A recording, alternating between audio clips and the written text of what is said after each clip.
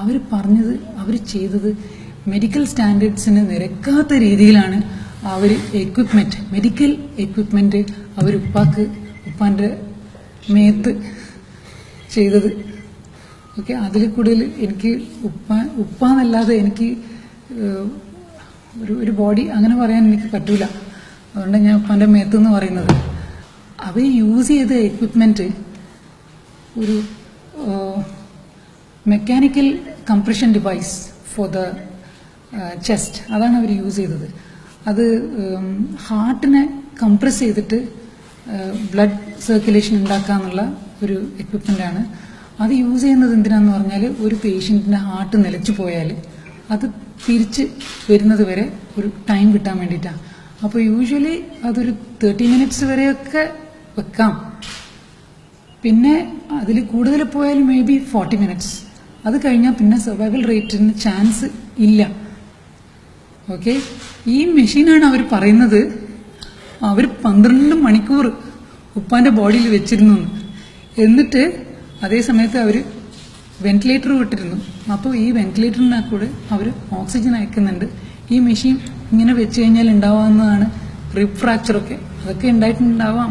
കാരണം ആ ഡോക്ടേഴ്സ് ഈ വിവരം പറഞ്ഞു കഴിഞ്ഞിട്ട് ഞാൻ ഉപ്പാനെ പോയി നോക്കിയപ്പം ഉപ്പാൻ്റെ മുഖം ഇത് ഭയങ്കരമായിട്ട് സ്വെല്ലിങ് ഉണ്ടായിരുന്നു. And doctors were explaining that it is subcutaneous emphysema. എനിക്കറിയാം, പക്ഷെ സഹിക്കാൻ പറ്റാത്ത ഒരു വിഷമം ഉണ്ടായത്.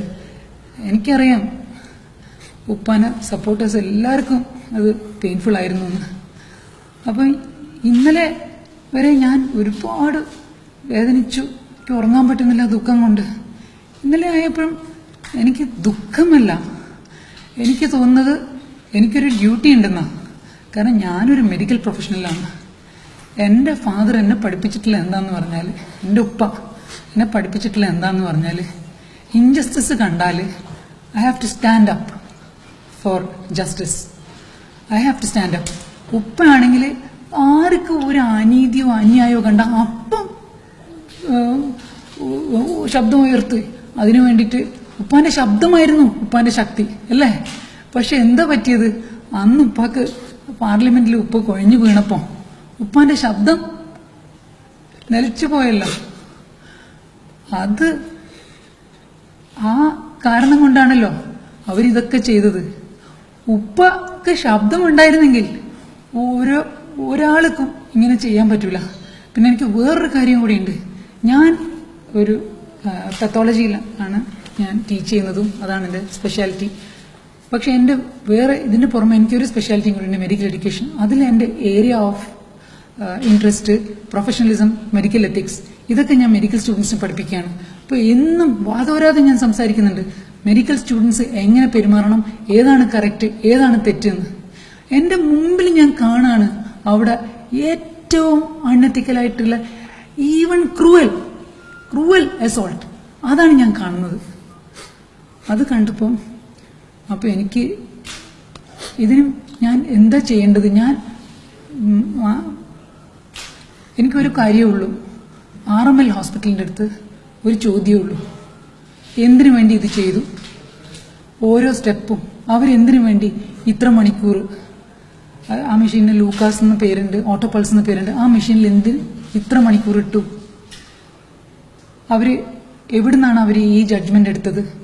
എന്തുകൊണ്ട് ഫാമിലി മെമ്പേഴ്സ് പുറത്തിരുന്ന് യാചിച്ചുകൊണ്ടിരിക്കുന്ന, വളരെ മിതഭാഷയിൽ യാചിച്ചുകൊണ്ടിരിക്കുന്ന ഫാമിലി മെമ്പേഴ്സിനോട് അവർ ഡിസ്കസ് ചെയ്തില്ല? ആൻഡ് ഫാമിലി മെമ്പേഴ്സിന് കുറച്ച് വിവരവുമുണ്ട്. ഹെൽത്ത് കെയർ പ്രൊഫഷണൽസ് ആണ് family members. So health care പ്രൊഫഷനിൽ വർക്ക് ചെയ്യുന്ന പ്രൊഫഷണൽസ് ഇങ്ങനെ ചെയ്യുന്നതിനെ പറ്റിയിട്ട് എനിക്ക് ഉറപ്പാണ് ഇന്ത്യയിലുള്ള എല്ലാ ഹെൽത്ത് കെയർ പ്രൊഫഷണൽസും ലജ്ജിക്കും ഇവരുടെ ഈ ആക്ഷൻസിന്. അതുകൊണ്ട് RML ഇതിനൊരു വിശദീകരണം തരണം. ഈ വിശദീകരണം കേട്ടിട്ട് മാത്രമേ ഇനി വേറൊരാൾക്ക് ഇങ്ങനെയൊന്നും വരില്ല എന്നുള്ള ഉറപ്പ് നമുക്ക് വരുത്തിക്കാൻ പറ്റുള്ളൂ. എനിക്ക് ഉറപ്പാണ് ഉപ്പ ഇതിനെ ചെയ്തിട്ടുണ്ടാകുന്ന, എനിക്ക് യാതൊരു സംശയമില്ല. അതുകൊണ്ട് ഇവർ വന്ന് നിർബന്ധിച്ചപ്പോൾ ഞാൻ തീരുമാനിച്ചു, I'm going to talk, I'm going to say. ഇന്ന് ഞാൻ പറഞ്ഞില്ലെങ്കിൽ എൻ്റെ ജീവിതം മുഴുവനും എനിക്ക് ഫോർഗീവ് ചെയ്യാൻ പറ്റൂല എന്നോട്. കാരണം എനിക്ക് ഈ വിവരം തന്നതും എന്നെ പഠിപ്പിച്ചതും വളർത്തിയതും എല്ലാം ഉപ്പയാണ് എനിക്ക് വാല്യൂസ് പഠിപ്പിച്ചു തന്നത്. അപ്പോൾ പിന്നെ ഒരു അന്യായം അത് ഉപ്പാന്റെ മേത്ത് ചെയ്ത് കണ്ടാൽ I have to make sure that it's not repeated. I have to make sure. Actually അവിടെ ഉള്ളപ്പോൾ തന്നെ എൻ്റെ ഹസ്ബൻഡ് അവിടെയുള്ള ജൂനിയർ ഡോക്ടേഴ്സിൻ്റെ അടുത്ത് അടുക്ക് വെച്ച് യാതൊരു നിവൃത്തിയില്ലാതെ ആയപ്പം 12 മണിയായ സമയത്ത് എൻ്റെ ഹസ്ബൻഡ് ചോദിച്ചു, നിങ്ങൾ ഈ പറയുന്നത്, നിങ്ങൾ ഈ ചെയ്യുന്നത് ശരിയാണോ? നിങ്ങളൊന്ന് ആലോചിച്ചത്, നിങ്ങളെ ഫാദർ അവിടെ കിടക്കാൻ നിങ്ങളൊന്ന് ആലോചിച്ചു നോക്കും പറഞ്ഞപ്പം അവിടുത്തെ ഡോക്ടേഴ്സ് എല്ലാം തല കുനിച്ച് ചിലവരൊക്കെ ഉയർത്ത് കുളിക്കുന്നുണ്ട്. 2-3 ജൂനിയർ ഡോക്ടേഴ്സ്. അവർ പറയുന്ന ആ സമയത്തൊക്കെ ഞാൻ പകച്ചു നിൽക്കുകയായിരുന്നു, ഞാൻ ഒരു വാക്കും പറഞ്ഞിട്ടില്ല. അപ്പോൾ എനിക്ക് ഇപ്പോഴെങ്കിലും എന്തെങ്കിലും ചെയ്യണം, എന്തെങ്കിലും എല്ലാവരുടെ അടുത്തും അറിയിക്കണം ഇത് ശരിയല്ല. അതുകൊണ്ട് RMLന്റെ അടുത്ത് എനിക്ക് ഈ ക്വസ്റ്റ്യൻ ഉണ്ട്, അത്രയേ ഉള്ളൂ പറയാൻ. പിന്നെ ഒരു കാര്യം കൂടിയുണ്ട്, എനിക്ക് ഒരിക്കലും നന്ദി പറഞ്ഞാൽ തീരൂല. അതുപോലെയാണ് നമ്മളെ ജനങ്ങൾ ഉപ്പാനോടുള്ള സ്നേഹം കാണിച്ചത്. ഞാൻ വിചാരിച്ചതിന്റെ 10 മടങ്ങ് ആണ് അവർ കാണിച്ച സ്നേഹം. അതിൽ എനിക്ക് ഒരുപാട് നന്ദിയുണ്ട്. അത് ഏറ്റവും ഏതെല്ലാം ലെവലിലുള്ള ഏതെല്ലാം ഭാഗത്തുള്ള ആൾക്കാർ ഏതെല്ലാം, അത് ഇന്ന പാർട്ടി, ഇന്ന ഗ്രൂപ്പ്, ഇന്ന മതം, അങ്ങനെ യാതൊരു വ്യത്യാസമില്ല. അതാണ് ഉപ്പാന്റെ പ്രത്യേകതയും. അതുപോലെ തന്നെ ആൾക്കാരത് കാണിക്കുകയും ചെയ്തു. അത് ഇവിടുന്ന് മാത്രമല്ല, ഡൽഹിയിലും അതേപോലത്തെ റെസ്പോൺസ് തന്നെയാണ് കിട്ടിയത്. എല്ലാവരും കരഞ്ഞുകൊണ്ടാണ് വന്നത് ഉപ്പാന്റെ ഈ വാർത്ത കണ്ടിട്ട്. എല്ലാവരും ഏറ്റവും മുകളിൽ തൊട്ടിട്ട് ഏറ്റവും താഴെ വരെയുള്ള ആൾക്കാർ ഡൽഹിയിൽ നിന്ന് വന്നിട്ടുണ്ടായിരുന്നു. അതുകൊണ്ട് അതിനെനിക്ക് നന്ദിയുണ്ട്. മീഡിയ ആണെങ്കിൽ നമ്മളെടുത്ത് നിന്ന് പലതും അറിയാൻ വേണ്ടി ആഗ്രഹിച്ചിട്ടുണ്ടാവും. പക്ഷെ അവര് 3 ദിവസം നമുക്ക് സമയം തന്നു, നമ്മളെ ബുദ്ധിമുട്ടിക്കാതെ.